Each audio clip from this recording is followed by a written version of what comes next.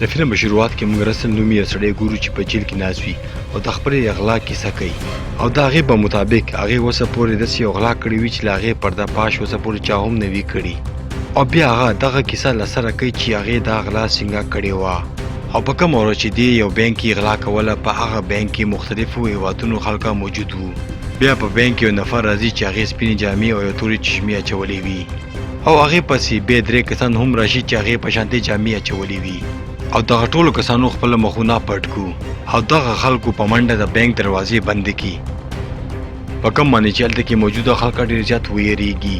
دا غلو هلته کې له لوګي والا ګنېټونه لړکو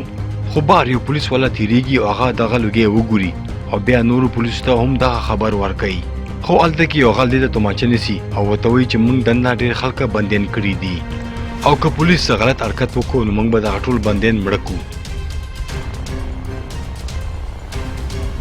بیا هغه کس نور پولیس فورس راغواړي او دغه پولیس بینک نه بهر دغه خلکه شاته شړي بیا موږ انسپکټر فریزر ګورو څنګه چې هغې ته دغه خبر میلو شي هغه خپل ټیم سره راځي او دغه بینک بهر ودرېږي او لږ ساعت پس پولیس دغه بینک د څلورو طرفونه ګیر کړي او دوی سره میډیا والا هم هلته کې ځان راورسوي او دغه بینک مالک ته هم دا خبر میلو شي چې د هغې بینک ته غله ننوتي دي او هغې ډېر خلکه بندیان کړي دي بل خواته انسپکټر فریزر او میلر هم ډېر زیات پریشانه شوي وي او په بینک کې دا غلو د ټولو خلکه یو ځای ته راغونډ کړي او د ټولو خلکو نه موبایلونه ضبط کړي او یو لفافه کې واچوي خو د بینک منیجر پیټر ورته وایي چې ما خپل موبایل په کور کې ایر کړی دی او زه همداسې راغلی وم بیا یو غل له چا موبایل راوالي او د پیټر موبایل ته زنګ ورکړي خو د هغې موبایل دننه افس کې پروت وي او هغه غږیږي خو د پیټر رنګ دلته کې زیړ شي او هغه دغه غلو نه معافینې غواړي خو یو غل دا راکاږي او خپل دفتر ته دننه وړي او هلته کې دومره یې وخي چې بېهوش یې کړي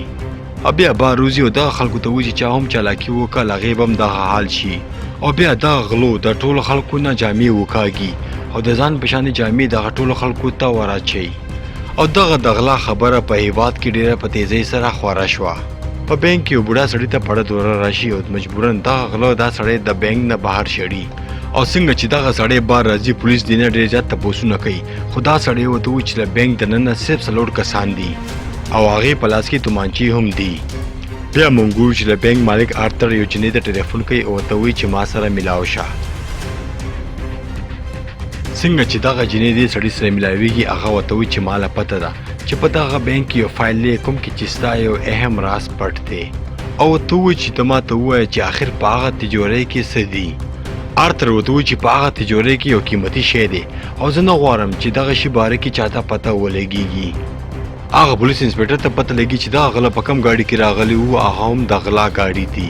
بیا پولیس کوشش وکړو چې له کیمرو په مدد باندې دننه وګوري خو هغه غلو هغه کیمرې هم ماتې کړې وي بیا دغه غلو له یو کس په مرۍ کې څه شی راځوړند کړو او د بینک بهر یې وشړلو کم کې چې غلو څه خپل شرطونه لیکلي وي هغوی ته ماښامه پورې 2 ګاډي او یو هوایي جهاز سره د پایلټه پکار وي کینې هر یو ګنټې پس په هغه یو کس مړ کوي آرتر په خپله راشي او دغه پولیس نه تپوس کوي خو پولیس ورته وایي چې موږ به تاسو هر ګنټې پس خبرو بیا دغه غله د پولیس نه دغه خلکو خوراک غواړي او بیا دغه انسپکټر دماغو ته یو آیډیا راځي هغې ډېر په چالاکۍ سره په دغه ډبو کې مایکونه ولګولو چې دغه غلو خبرې موږ واورو او بیا دغه انسپکټر فریزر په خپله بینک ته ډېر نږدې ځي او د غلو مشر سره خبرو کوشش کوي خو د هغه غلو مشر دې سره څه خبرې ونه کړي او بیا دا راځي او د دغه غلو خبرې اورېدلو کوشش کوي خو دغه غلو عجیبه زبان کې خبرې کولې دوی به یو ښځه راولي کومه چې په دغه خبرو باندې پوهېږي او دا جنۍ ورته وایي چې دغه زبان البانیا کې ویلې کېږي دغه غله ډېر زیات ذهین وي او دوی ته پته وه چې دغه انسپکټر به څه چلاکي کوي هغوی هم د دې وخت ضایع کړو او دې ته یې دوکه ورکړه په بینک کې رسل او له هغې ملګرو مکه تجوري کولاو کړه او د هغې نه یې څه کاغذونه اوچت کړو خو هغه قیمتي هیرې هلته کې پرېغوستې بل خواته له ښار یو سفیر دغه انسپکټر سره ملاقات کوي او ورته وایي دغه جنۍ ستاسو په دغه کیس کې مدد کولی شي خو فریزر ورته وایي چې هېڅ ضرورت نشته دی بیا رسل دغه انسپکټر ته ټلیفون کوي او ورته وایي چې زموږ شرطونه زر ته زر پوره کړه خو فریزر ورته وایي چې موږ ته اوس لږ وخت پکار دی او لږ صبر وکړئ بیا میډلین رسل ته ټلیفون کوي او ورته وایي چې زه خو څه پولیس والا نه یم خو بیا هم زه ستا مدد کولی شم او بیا رسل هغې ته وایي چې بینک ته دننه راشه او ما سره ملاقات وکړه. میډلین رسل ته وایي که پولیس ونیولې نو ټول عمر به هم په زندان کې واچوي او که ما سره ډیل وکړو نو ډېر ژر به هم د دغه بینک نه وکاږم او ورته دا هم وایي چې دغه کار به $100,000 هم درکمه. رسل ورته وایي چې میډم کیسې ډېرې مه کوه او صفا وایه چې څه کار کول دي. خو میډلین ورته د نوم نه ښودلو یو شرط کیږي. رسل بیا دې ته یو مثال ورکوي او ورته وایي چې پخوا زمانې کې به یو امریکني د سویزرلینډ په بینک کې کار کولو او هغې د په دغه خلکو په منځ کې د خپلې عهدې غلط استعمال وکړو او بیا دغه سړی په لږې موده کې ډېر زیات مالداره شو او بیا هغه کس په دغه پیسو باندې دغه بینک کې واغستو او هغه کس چې تی دلته کې موږ ته رالېږلې. میډلین پوه شوه چې دغه سړي ته خو له ټولې کیسې پته ده او بیا هغه ډایرکټ د کار خبرو ته راغله. رسل د بچولو په بدله کې به هغه کاغذونه دې ته ورکوي. رسل بیا دې ته یو کاغذ ښیي خو هغه دې ته ورکولو نه انکار کوي او بیا میډلین هلته نه په مزه غونډه کې لاړه شي او څنګه چې دا جنۍ بار راځي فریزر دې نه هغه غلو باره کې تپوسونه کوي. دغه جنۍ ورته وایي چې هر څه وشي خو زما په اندازه رسل به نور څوک نه مړ کوي او هغه صرف خپل شرطونه پوره کولو لپاره صرف دمکیانې ورکوي. بیا پولیس انسپکټر خپل رسل ته ټلیفون کوي او ته وایي چې جهاز ته تیار دی خو زه به پیله خپل بینک ته دننه راځم او دغه ټول بندیان به خپله ګورم. رسل دغه خبره ومنله او بیا دغه پولیس انسپکټر له بینک دننه راشي او د بینک دننه چې کله دا ټولو خلکو وګوري نو هغې نه پس دا له بینک نه بهر ته راوځي. په لاره کې چې کله دا را روان وي دا رسل ته وایي چې هر څه وشي زه به تا ټول عمر په زندان کې اچومه. خو رسل هم ورته وایي چې وروره زه به ستا په مخامخ به د دغه بینک نه ځم او ته به ما هم نه پېژنې. خو فریزر چې کله دا واوري هغه په دې معنی حمله وکړي او دې دواړه لړه شي خو شاته نه یو بل غل راځي او په دې معنی مشین ږدي. بیا ورته رسل وایي که زموږ شرطونه اوس پوره نه شو نو دا یو کس به درته مړ کمه او دغه شان د فریزر دغه ځای نه بهر روزي او خپلو ملګرو ته راشي او هغې ته هم دغه یقین وشي چې رسل به څوک نه مړه کوي.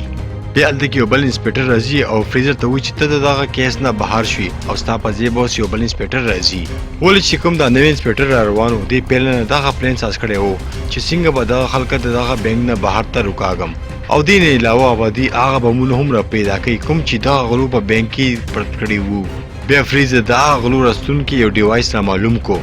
کوم کې چې یو ریکارډر پروت وي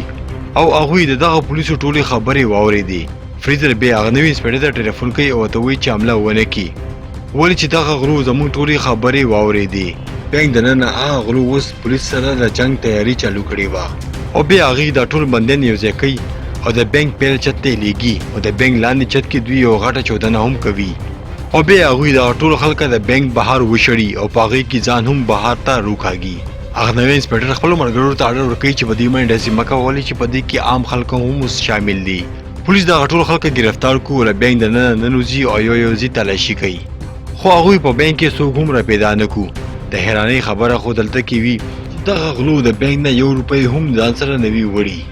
او دوی چې کوم هتیار ځان سره راوړي وو هغه هم نقلي وو او دوی ته پته ولګي چې دا غله د نورو خلکو سره بهر ته ووتو او دغه پولیس دغه ټولو خلکو نه ډېر زیات تپوسونه وکړو خو چا هم دې ته هېڅ جواب ورنه کړو ولې چې د هغې مخونه هم چا نه و کتلي. بیا لږې ورځې پس د پولیس مشران فریزر سره ملاویږي او ورته وایي چې دغه کیس بند کړه او د دې څه فایده نشته. فریزر خو د دې به مخامخ باندې ها وکړو خو هغې اوس هم غوښتو چې زه دغه غله را معلوم کړم. بل خواته میډلین هغه بینک مالک سره ملاویږي او ورته وایي چې دغه غلو هغه بینک نه غلا وکړه او دغه کاغذونه یې ځان سره ویوړو. اصل کې په دغه کاغذونو کې د یوې خبرې ثبوت و چې څنګه پخوا دغه سړی یو ځای شوی و او د یو دین نه ډېرې زیاتې پیسې والې وي او هغې سره څنګه ظلم او زیاتې کړی و او کیدای شي چې دغه غلو اتر نه دغه خبرو بدل اخیستو او دغه بینک ته راغلي وو او دغه کاغذونه یې پټ کړو او په اخره کې ارتر پخپله ووایي چې هغه ډېر زیات ځوان و او په هغې کې ډېر زیاته نشه او غرور او تکبر هم و په کوم باندې چې د هغې د ښه او بد کې څه فرق نه کولو. هغې نه پس رسل موږ یو ځل بیا ګورو خو هغه په جیل کې نه بلکې یو وړې کمرې کې ناست وي. اصل کې دی چې کله ارتر نه هغه فایل پټ کړو نو دی د هغې نه هغه ایرې هم ځان سره پټې کړي او بیا په بینک کې یو خفیه کمرې کې پټ شو او بیا د دې ملګري یو هفتې پس هغه بینک ته راځي او دا هلته نه ځان سره وړي او بیا موږ فریزر هم ګورو چې هغه بینک ته راشي او دننه لاړ شي او دا په لاره کې یو ډغره رسل سره ووخي خو فریزر دا ونه پیژني او دغه شانتي رسل التنا لاړ شي او بهار خپل مرګرو سره کینی بل خو ته فریزر چې کله هغه د جوړی کلوګي نه تالته کې یو ایرا او یو کاغذ ملو شي ورته لیکلي وی چې دغه ګودماره پیدا کړي فریزر ډایرکټ او ارتر سره ملاویږي او هغه نه دغه ګودمي باره کې څه تاسو کوي دا خو لازمي خبره چې ارتر دې ته بس رښتیا حل نه وای او کله چې دې دا هغه جنې د پوسټ کې نو هغه وته چې دغه ګودمه د یو دینو د فیملی و خو د دې یو مرګري دې سره غداري وکړ او دا ګودمه امریکایانو ته ورکا او په خپل د ګودمې مالک جوړ شو خو کله چې فریزر خپل کور ته راشي دا الته کې ګوري چې په جیب کې دیته یو یې ملو شي او دې ته دا خبره احساس وشي دا په بانک کې کم کسر جنگیدلې وو هغه رسل وو او په اخر کې رسل خپل وعده پوره کاغه دی په مخامخ باندې ووته او دی بالکل هم ونه پیژندو خو رسل خو صرف دغه فایل پسې راغلی وو رسل د پته و چې فریزر ته هم لګې ډېرې پیسې پکار وي او ځکه هغې دغه ایره او دغه فلم ضرور لایک کړئ او زما چینل هم سبسکرایب کړئ